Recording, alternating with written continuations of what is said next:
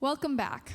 We have 2 more speakers for you this morning before a quick lunch and the remainder of our program. Before I introduce the next speaker, I would like to inform parents tuning in that these next 2 talks will be on sensitive and shocking material that is only recommended for ages 12 and up. I would now like to introduce a man who is fearlessly fighting for our children on the battlefront of sex trafficking. Toby Overdorf is a Treasure Coast business owner and community leader, and currently the Florida representative for House District 83. As a state representative of Florida, Toby has become more aware and knowledgeable about the extreme and serious crime of sex trafficking that is plaguing our country today. Overdorf's concern for how this crime destroys our culture and terrorizes the lives of the victims, the children, is what led him here today. Toby brings much needed information to the public through his speaking engagements to try and stop this horrific tragedy. This is a heavy topic that is pushed to the side far too often, and we are thankful to Toby for joining us and sharing his knowledge. Well, thank you very much for having me here and being a part of this great event for rescuing our children.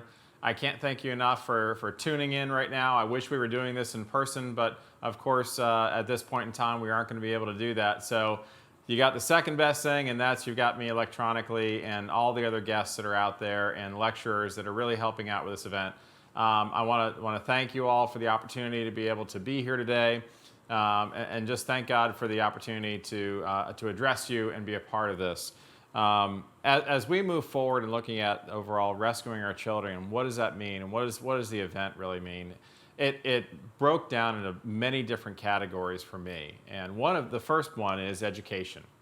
You know, as we look out there, it is important for each one of you, and I think that's one of the reasons that you're here today, is to really break down that self-education and understand all of the parameters that are affecting our children today, as well as those that are around our children. And we really need to look at that self-education side and making sure that we're using all the resources possible out there, that we're really delving into those areas that we need to get better at. Myself, I read all the time. I look at various other options that I can be out there and learning to just really understand what it is that is in my environment and how I can use that effectively. And then you really need to be educating those that are in your care. You know, in my earlier years and with my daughter at home, we certainly would spend the time around the kitchen table at night. My wife was fantastic about having that dinner time of discussing things and looking at roles and spending that time and really understanding where is it that my daughter was learning, where wasn't she learning.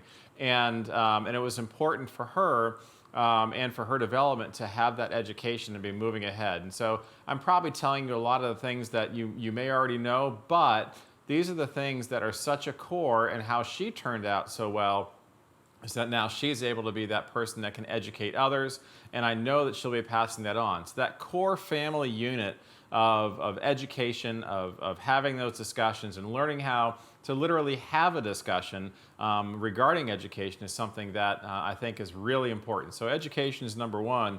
You know, number two is really to ask questions. And some of those questions are not always going to be the easiest questions to ask, and sometimes you might have that butterfly in your stomach when you ask those questions, but I think they're really important. The first of which is you have to ask, where does the money go? Where is the money trail for a lot of these things that we're now looking at in our lives?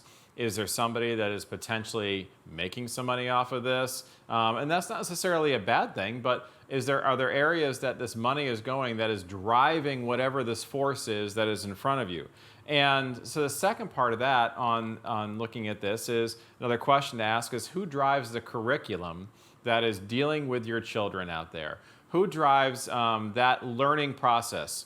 Is it a conservative learning process? Is it a liberal learning process? Are the items that are being taught to our children today, are they items that are either based biblically? Are they based in history? Are they based in truth? Or are they based in feelings, innuendos? So you've got to ask those questions as to what the curriculum is. And even if that curriculum is being taught, by you understanding what the curriculum is, you can then go back to item 1 and have those discussions, have those talks with your children to really base what it is that they're learning and be able to ask the various certain questions associated with that. Then, what are the other side of this? What are the safety protocols associated with this? So when we're looking at the safety protocols of to ask questions, is your daughter, is your son being taken care of in a safe manner? Is their school okay? Is there the process that they're going through, is it okay? So these are some areas that we need to look at in the safety protocols. Who are the people that they are around? Who are the people that are allowed to be in the building with them and that are teaching them? If something happens in that school system or happens around them, is there a protocol for them being safe? So those are all different items that we really need to look at and for the asking question side of it. Now, an area that obviously is incredibly large and unfortunately has been an effect most certainly throughout our nation today is human trafficking. It's an area that if we actually start to ask the questions, we educate ourselves, you're going to find out that it is literally all around us. And it is such an unfortunate thing that it is, but it's truly all around us. And so as you look into human trafficking, some of the things that come across, if you come to a child and something doesn't feel right, it doesn't pass the straight face test. If the child is just jittery and is feeling as though they can't answer any question, there may be something wrong there. I'm not saying that in every instance that's the way, but it's something to keep your eye on. And so many times, children are rescued just because somebody asked those questions. Somebody is observant out there. Somebody is looking at a situation and say, as a parent, that just doesn't seem to add up. So I just would ask you to really be observant when you're out there. Look at children, look at those folks that are around you, and just ask yourself, do all the pieces fit together? And so as we move forward on the human trafficking side, I'm not suggesting anybody here that's listening to the sound of my voice should be responsible for breaking up a human trafficking ring. But you have the ability to observe and to maybe bring in a professional that actually can understand and see this a little bit more. And so I would suggest that they should be the ones that would be getting involved in something like that. And you never know, you may actually truly be rescuing a child associated with that. So another part of, as we look at rescuing our children overall, it's personal responsibility. How many people out there today can see and look and see some of the things that are happening in our world right now, and how many of those folks are actually taking personal responsibility for their actions, or are they blaming it on everybody else? Is that the example that we want to put out there? Is that the example that we would want our parents to put out there by saying, you know what, it's not my fault, it's their fault over there because they were doing that, so I'm doing this? Well, that causation doesn't always fit here, folks. I make it a choice that I wanted to appear in front of you today. That's my personal responsibility. I'm personally responsible for the words that are coming out of my mouth right now and the things that I'm saying to you. I'm okay with that. Nobody is making me say those things.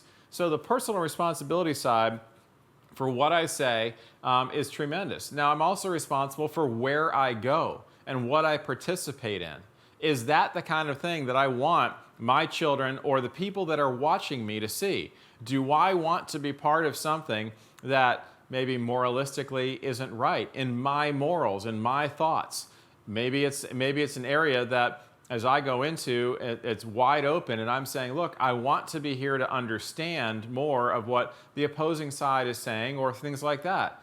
That's, again, a personal responsibility for where I go. If I constantly avoid everything that makes me feel uncomfortable, then I'm not learning either. So I have to be responsible for not going to places and potentially putting myself out there so I can actually learn something and learn something from an opposing viewpoint, an opposing side. One of the things that I do in my office with the state representative is I meet with anybody. I will meet if you absolutely like what I have to say, or if you don't like what I have to say, I meet with you because I can only grow better by knowing all sides of an argument and all sides of an issue. So again, take that personal responsibility by going out and meeting with those. And I need you to also remember that it is perfectly fine for somebody to ask for help. You are out there, not everybody, including myself, even though I hate to admit it sometimes. I love when people ask questions. An old professor of mine, he used to say to me, Dr. Carl George, he would say that, Toby, I can gauge the best students out there and their understanding for something by the questions that they ask. And as the questions get more and more intense, you have a much better understanding for the overall issue. So never be afraid to ask a question about something that you do not know. The final point that I'd like to look at is the respect side. And as we go out to go in this world, you cannot make your point. You cannot get out there in a position to be able to work with children, to be able to bring them back to center, and to really have that person out there without that respect. And I mean the respect of not only demanding respect in the way that you are, but respecting those around you that you do not agree with. It is so important for you to be able to understand, not necessarily understand what they're thinking, but to understand that respect mechanism that allows for you to feel safe, for them to feel safe as they talk to you, etc. I think that is just a tremendous thing that we don't necessarily have in this world anymore. So I'd really like you to think about that and how you respect those around you. So why do I say all these things, looking at education and looking at all those different, and taking personal responsibility? It's really because there's people watching you. There's people watching how you conduct yourself every day. And those are your peers. Those are the people that you may look at as the opposite side. Dare I say your enemy. But those are the people that are going to be watching you. But most importantly, the people that we're trying to rescue out of this mission, rescuing our children, they're really watching you. They're really watching how you conduct yourself. They're really watching how you interact with others. They're learning how you learn. And they are really the ones that are going to be really the folks that learn the most about how you do the things you do and watching you. That is the most tremendous part of this. One of my, excuse me 1 second here, one of my most favorite people out there in the world is a gentleman named Theodore Roosevelt. I'll tell you a little secret. My grandfather is named Theodore Roosevelt Overdorf. Yes, it's true. Huge Teddy Roosevelt fans were his parents. Well, one of the greatest quotes that he ever said is something that I try to live my life by a little bit, and so bear with me as I go through this from Teddy Roosevelt. Quote, "It is not the critic who counts, not the man who points out how the strong man stumbles, or where the doer of deeds could have done better. The credit belongs to the man who is actually in the arena, whose face is marred by dust and sweat and blood, who strives valiantly, who errs, who comes up short again and again and again. Because there is no effort without error and shortcoming. But who does actually strive to do the deeds? Who knows great enthusiasm, the great devotions? Who spends himself in a worthy cause? Who at the best knows in the end the triumph of high achievement? And who, at the worst, if he fails, at least fails while daring greatly, so that his place shall never be with those cold and timid souls who neither know victory nor defeat." So, I challenge you today, get in the arena. Use the tools, take personal responsibility, and ooze respect to those around you. And know that you will make a difference in the children's lives that you are interacting with today. Thank you very much. My name is Toby Overdorf. I really appreciate being with you today. God bless you. There's nothing in this world more precious than a child. We treasure the immeasurable value and undeserved gift of children. God calls on all of us to protect the minds of our children from those who regard them as commodities. Marxist indoctrination, sex trafficking, and the enticement of the pop culture industry are crimes being committed against our children even as we speak. And that's why we are here. Would you join us in an effort to rescue them? Text the word rescuing to 50155 to donate any amount. Thank you.